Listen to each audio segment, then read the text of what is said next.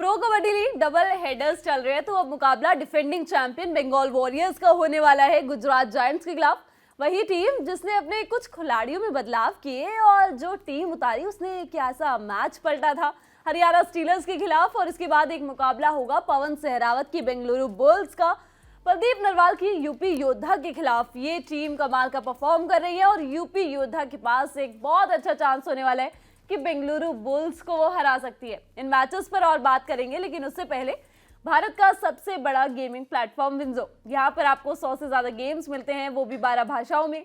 और सबसे अच्छी बात यह है कि यहाँ आपको अपनी टीम बनाने का झंझट नहीं पालना पड़ता, क्योंकि एक्सपर्ट्स की बनी बनाई टीम है। फैंटेसी वॉर नाम का फॉर्मेट है, इसी के साथ वर्ल्ड वॉर नाम का फॉर्मेट भी है, जहां पर एक गेम में 2 से 4 टीमें भिड़ती हैं। जो जीतती है उसको मिलते हैं कूपन्स। इन कूपन्स का इस्तेमाल आप Amazon, Flipkart, big basket, Hotstar पर कर सकते हैं।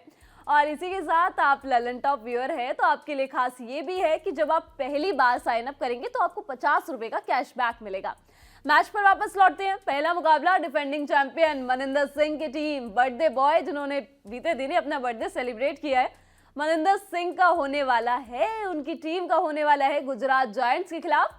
गुजरात जायंट्स वही टीम जो अभी हाल में बीते दिन इन फॉर्म हरियाणा स्टीलर्स विकास कंडोला की टीम को हराकर आ रही है। और उस मैच में उस टीम में राकेश नरवाल, राकेश सुनग्रोया नहीं उतरे थे। जिसने कमाल किया था उनमें प्रदीप का नाम है और अजय का नाम है। तो इन मैचेस में कौन कमाल कर सकता है? पहले टीमों की बात करते हैं। बंगाल वॉरियर्स की इस टीम ने 14 मुकाबले खेले हैं, जिसमें से 7 मुकाबले जीते, 6 मुकाबले हारे और कुल 1 मुकाबला ड्रॉ किया। किन टीमों के खिलाफ? अब भाई जो ड्रॉ आया था वो मुंबई के खिलाफ आया था, और जो मुकाबले गंवाए हैं वो बेंगलुरु बुल्स, दबंग दिल्ली, पटना पायरेट्स, हरियाणा स्टीलर्स, पुनेरी पल्टन और यूपी योद्धा के खिलाफ। और जो मुकाबले जीते उनमें भी एक यूपी योद्धा के खिलाफ वाला शामिल है। Telugu Titans, Bengaluru bulls, Gujarat giants, Jaipur Pink panthers के खिलाफ 2 बार अपना मुकाबला जीत चुकी है, और तमिल थलाइवास। दूसरी तरफ गुजरात जायंट्स काफी अच्छे फॉर्म में है, 13 मुकाबले इस टीम ने भी खेल लिए हैं।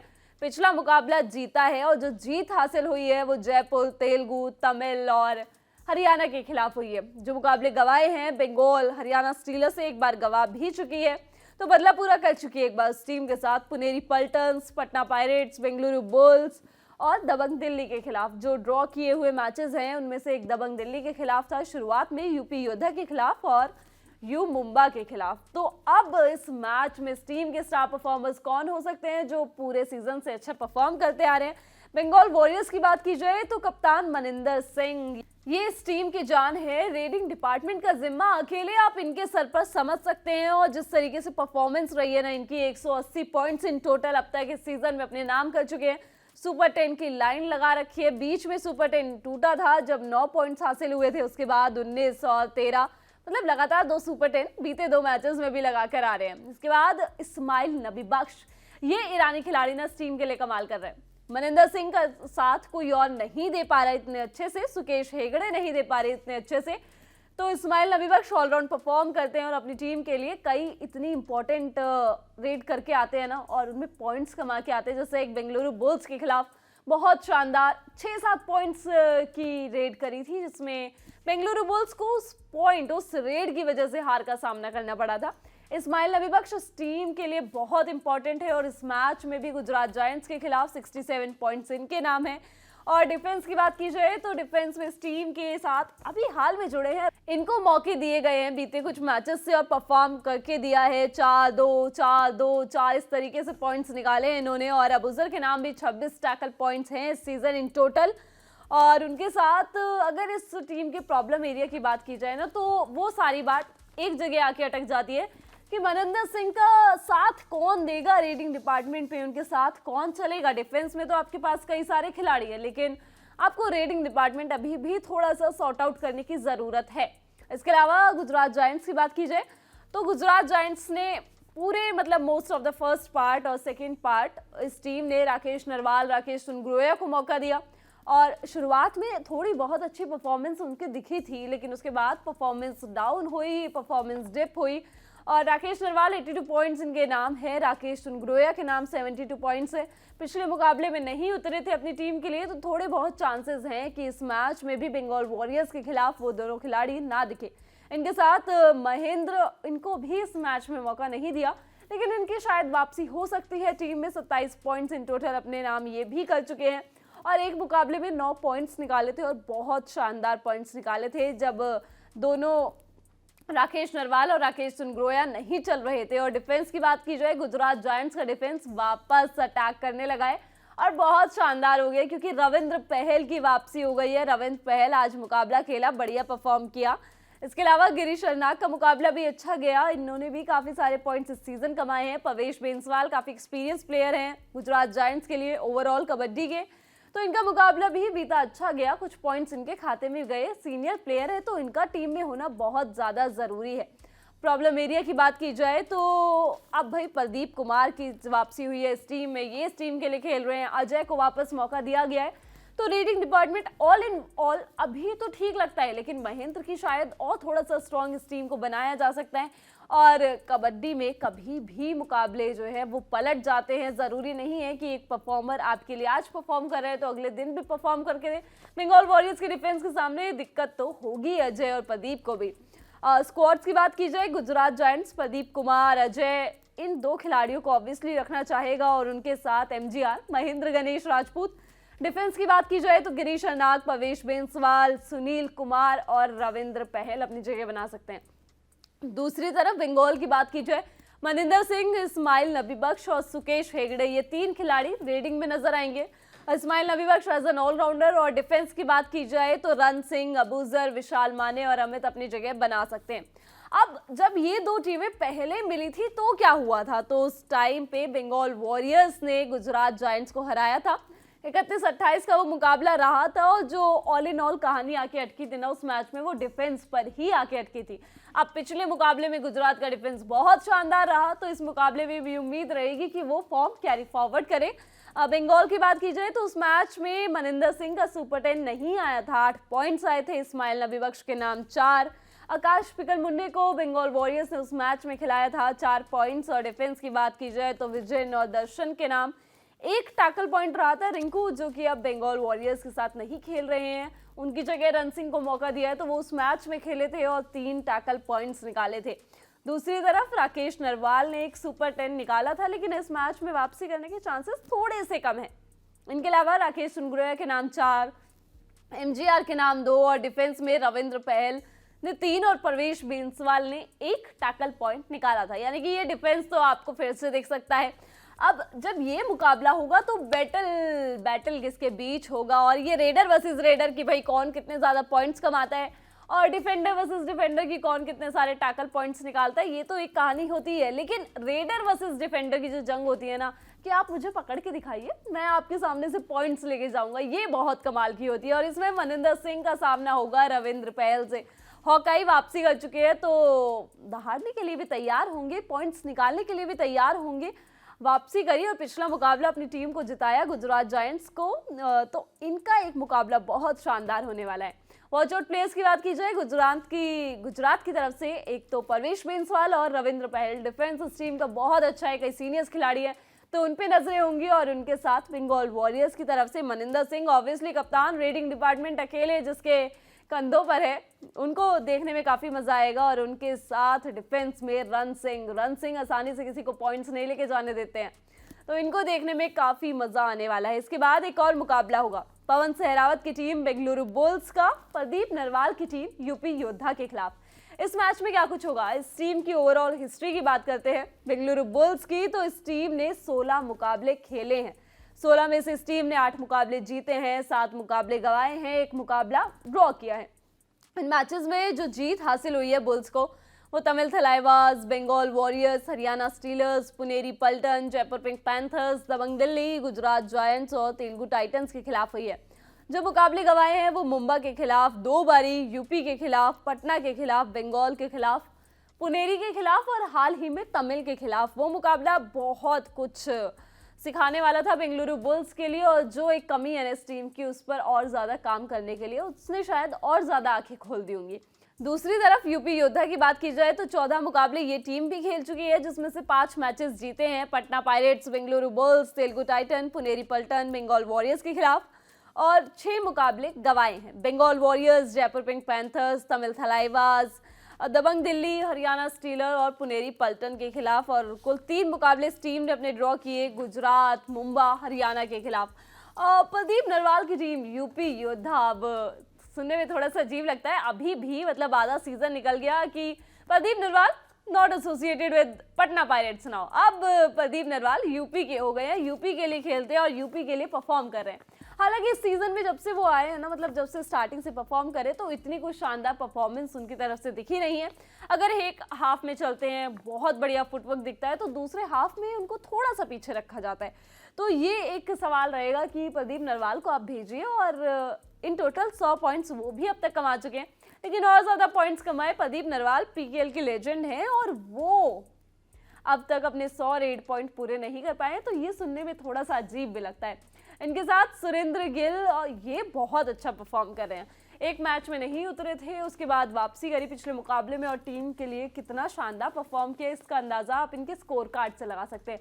16 पॉइंट्स इन टोटल अपने नाम किए थे, कई मल्टी पॉइंट रेड लेना इनको आता है, और जो फाइट करके दिखाते हैं ना मैट पे, वो सबसे इंटरेस्टिंग होती है। तो इनकी फाइट देखने में बड़ा मजा आता है कि मतलब 30 काउंट होने तक लड़ते रहेंगे, और बहुत शानदार तरीके से पॉइंट्स सुपर टैकल से बचे हैं। 127 इन टोटल पॉइंट्स इनके नाम है, और इनके साथ श्रीकांत यादव भी अब थोड़ा बहुत चलने लगे हैं। वापसी करी थी बीते 2 मुकाबलों में, 10-5 इस तरीके से पॉइंट्स निकाले हैं। डिफेंस की बात की जाए तो पिछला मुकाबला यूपी योद्धा के लिए थोड़ा सा भुला देने वाला था, क्योंकि डिफेंस नहीं चला था।